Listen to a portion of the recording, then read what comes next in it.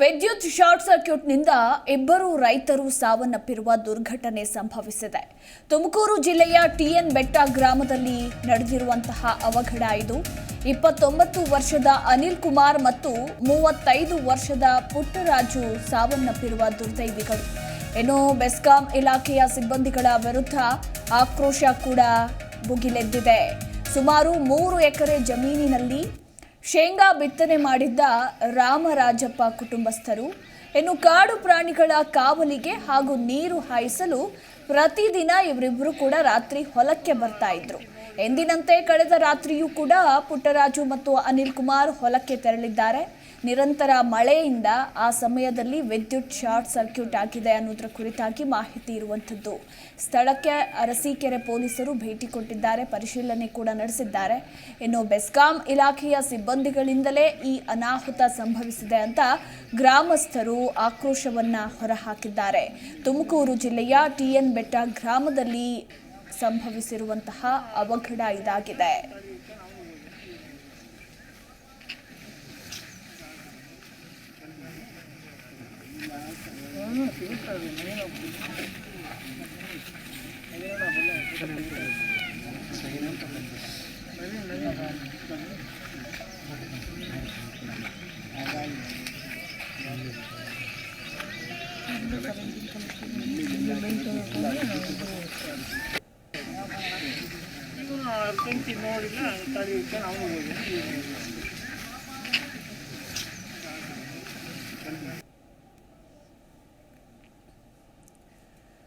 ಈ ಕುರಿತಾಗಿ ನಮ್ಮ ಪ್ರತಿನಿಧಿ ಯೋಗೇಶ್ ಇನ್ನು ಹೆಚ್ಚಿನ ಮಾಹಿತಿ ಕೊಡ್ತಾರೆ.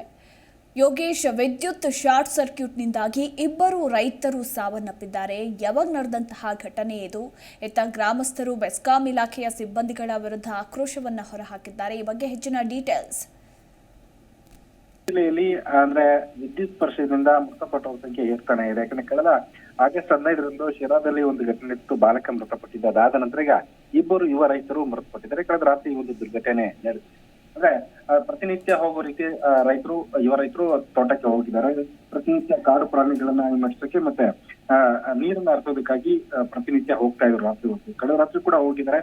ಆದ್ರೆ ನಿರಂತರವಾಗಿ ಮಳೆ ಆಗಿರೋದ್ರಿಂದ ಆ ವಿದ್ಯುತ್ ತಂತಿ ಕಟ್ಟಾಗಿದೆ, ಮತ್ತೆ ಶಾರ್ಟ್ ಸರ್ಕ್ಯೂಟ್ ಕೂಡ ಆಗಿರೋದ್ರಿಂದ ಅಲ್ಲಿ ವಿದ್ಯುತ್ ಹರಿದಿದೆ. ಆದ್ರೆ ರೈತರು ರಾತ್ರಿ ಹೋದಂತ ಸಂದರ್ಭ ಗೊತ್ತಾಗಿಲ್ಲ.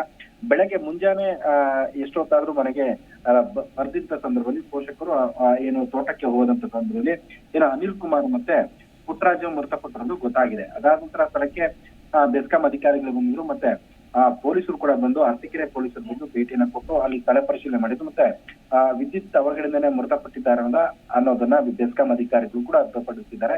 ಈಗ ಶವಾಗಾರಕ್ಕೆ ಕಳಿಸಲಾಗಿದೆ, ಮತ್ತೆ ಸಂಬಂಧಪಟ್ಟಂಗೆ ಕ್ರಮ ಕೈಗೊಳ್ಳುವಂತ ಬೆಸ್ಕಾಂ ಅಧಿಕಾರಿಗಳು ತಿಳಿಸಿದ್ದಾರೆ. ಮಧು. ಥ್ಯಾಂಕ್ ಯು ಯೋಗೇಶ್, ನಿಮ್ಮೆಲ್ಲ ಮಾಹಿತಿಗಾಗಿ.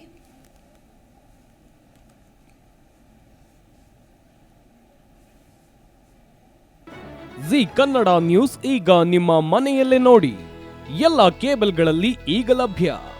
ಸನ್ Direct 292, Jio TV 1334, U digital 162, city cable 51, GTPL 17, Abhishek cables 821, rock line telecommunication 51, Shri Basaveshwara number 60, Vinayaka digital number 53, in digital number 896ರಲ್ಲಿ. ನಿಮ್ಮಿಸ್ತದ ಜಿ ಕನ್ನಡ ನ್ಯೂಸ್ ನೋಡಿ ಆನಂದಿಸಿ.